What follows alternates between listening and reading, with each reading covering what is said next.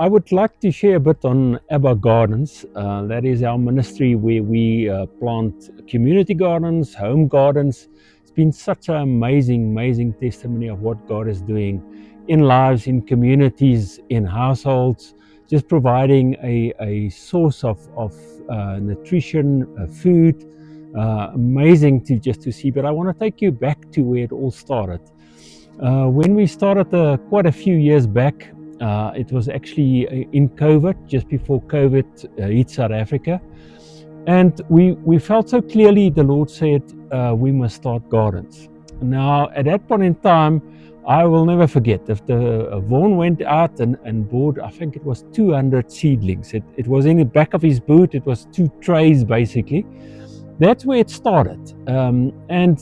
From there it grew. Just to give you an indication, in a month or two's time, we're going to be distributing over 150,000 seedlings to various communities, various gardens, community gardens, home gardens again.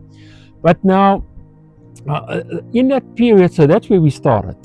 Then I'll never forget the day we sat down, myself and Vaughan, and we said, we better plan out, because obviously you need your growers of your seedlings.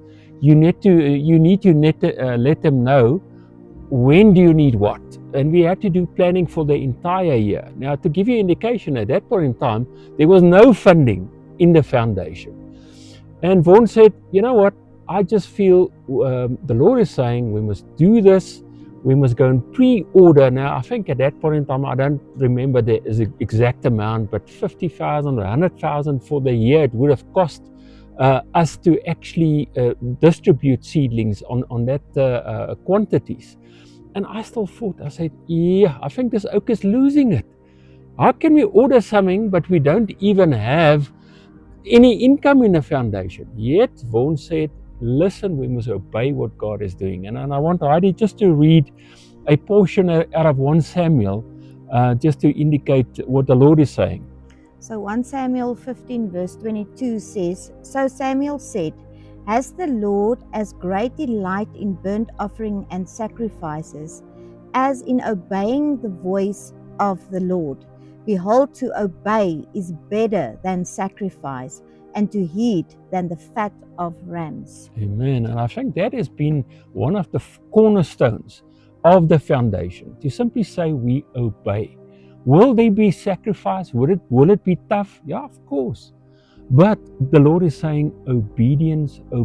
So I just want to encourage you just to say, do what God is asking you to do. How small, how big, doesn't matter. It can start with 200 and it can end in 150,000. That is the power of obedience.